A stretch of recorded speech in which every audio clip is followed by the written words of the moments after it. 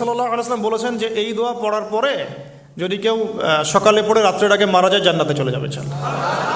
রাতে পড়ে সকালের আগে ইন্তেকাল করলে জান্নাতে চলে যাবে। আমি ইস্তেগফারের আপনাদেরকে 2-3টা দোয়া শিখাই দেই আগে ছোট্ট করে। 1 নাম্বার, যারা একটু পড়াশোনা করেন মাশাআল্লাহ তারা এইটা পড়বেন, সাইয়্যিদুল ইস্তেগফার।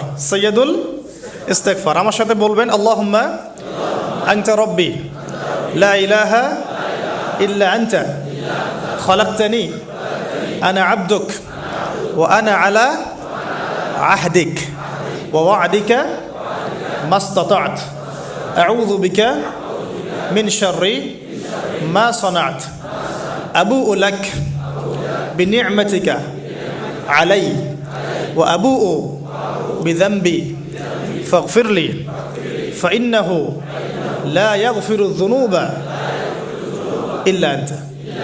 এই যে আমরা গত লেকচারে বলেছিলাম যে আমাদের ইবাদতগুলো অন্তঃসার শূন্য হয়ে যাচ্ছে এই কারণে, বিকজ আমরা অর্থটা বুঝি না। এই যে দোয়াটা আপনি করলেন, নবী সাল্লাল্লাহু আলাইহি ওয়াসাল্লাম বলেছেন যে এই দোয়া পড়ার পরে যদি কেউ